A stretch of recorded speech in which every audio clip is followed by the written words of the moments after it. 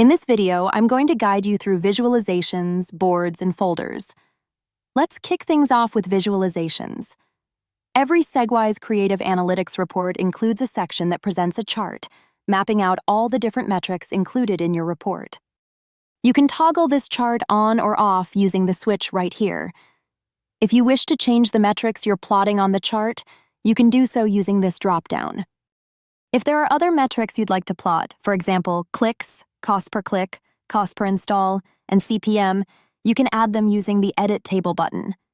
This lets you select the specific metrics for your visualization. You can view these visualizations at various granularities, like daily, weekly, or monthly. Let's say I've chosen weekly. You can also change the chart type.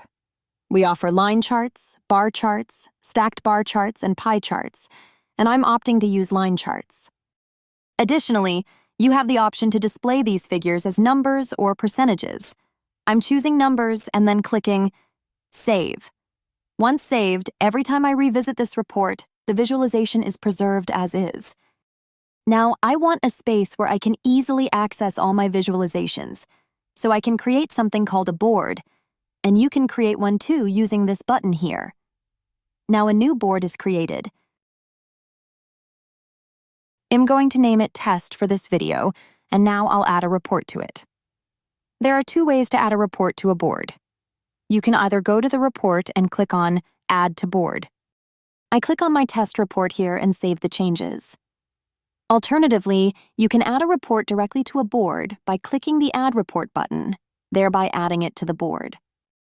From the board, you can also create new reports directly by clicking on the Create New Report button.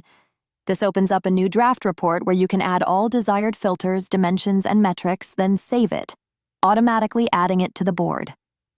Let's go back. On the board, you can reorder the reports if you like. You can also add tables to your board, like this. By doing so, a table is added and you can rearrange it. Now, I have my top spending creatives, the graph for it, and objects by CTR displayed on my board. You can apply filters on the board, such as focusing on data from a single ad network, like Meta, and the entire board updates accordingly. You also have the option to select the time period for analysis, which will override the filters in the reports themselves. That's how a board works, and now I'll demonstrate what a folder is. A folder is essentially an organizational tool where you can gather all the boards and reports that are important to you in one place. For instance, I'm adding this board and a few reports to a folder, and I'm naming it.